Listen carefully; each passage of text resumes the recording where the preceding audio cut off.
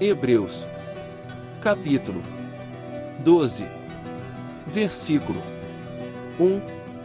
Portanto, também nós, uma vez que estamos rodeados por tão grande nuvem de testemunhas, livremo-nos de tudo que nos atrapalha e do pecado que nos envolve e corramos com perseverança a corrida que nos é proposta. Versículo 2.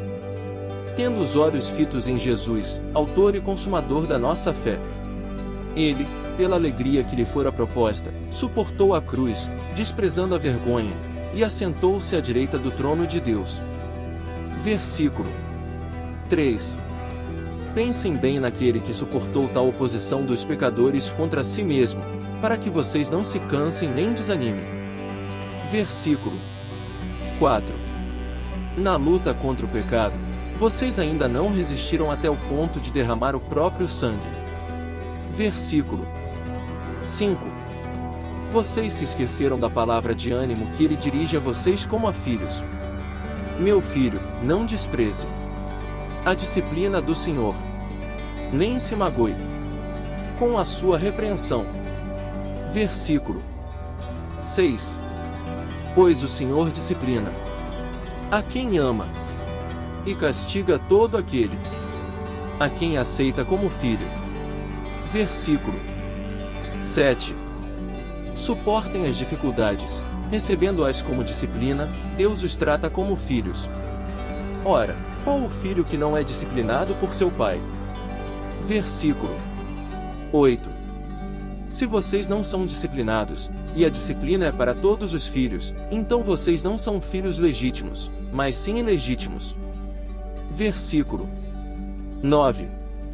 Além disso, tínhamos pais humanos que nos disciplinavam e nós os respeitávamos.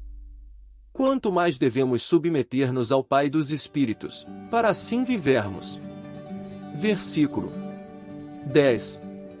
Nossos pais nos disciplinavam por curto período, segundo lhes parecia melhor, mas Deus nos disciplina para o nosso bem, para que participemos da sua santidade.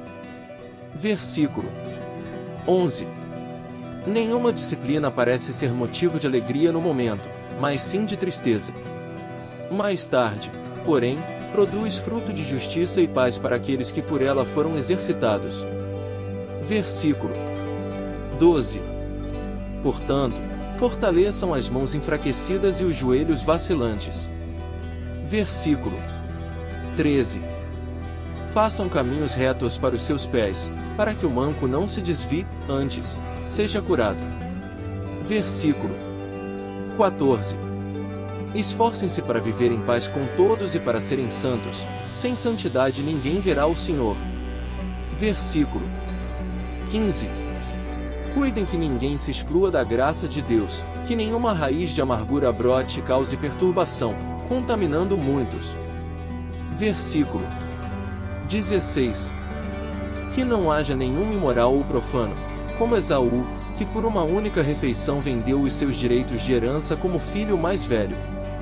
Versículo 17. Como vocês sabem, posteriormente, quando quis herdar a bênção, foi rejeitado, e não teve como alterar a sua decisão, embora buscasse a bênção com lágrimas. Versículo 18. Vocês não chegaram ao monte que se podia tocar, e que estava em chamas, nem as trevas, a escuridão, nem a tempestade. Versículo 19.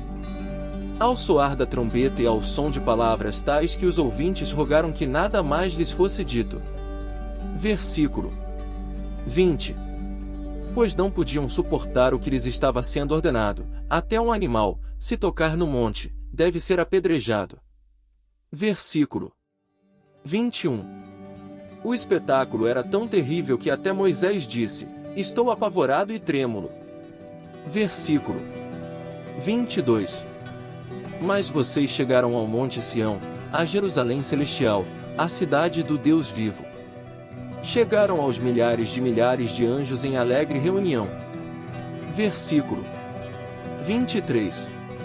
A igreja dos primogênitos, cujos nomes estão escritos nos céus. Vocês chegaram a Deus, juiz de todos os homens, aos espíritos dos justos aperfeiçoados. Versículo 24. a Jesus, mediador de uma nova aliança, e ao sangue aspergido, que fala melhor do que o sangue de Abel. Versículo 25. Cuidado! Não rejeitem aquele que fala. Se os que se recusaram a ouvir aquele que os advertia na terra não escaparam, quanto mais nós, se nos desviarmos daquele que nos adverte dos céus. Versículo 26. Aquele cuja voz outrora abalou a terra, agora promete: ainda uma vez abalarei não apenas a terra, mas também o céu. Versículo 27. As palavras ainda uma vez indicam a remoção do que pode ser abalado, isto é, coisas criadas, de forma que permaneça o que não pode ser abalado. Versículo 28. Portanto, já que estamos recebendo um reino inabalável, sejamos agradecidos, e assim, adoremos a Deus de modo aceitável, com reverência e temor. Versículo 29.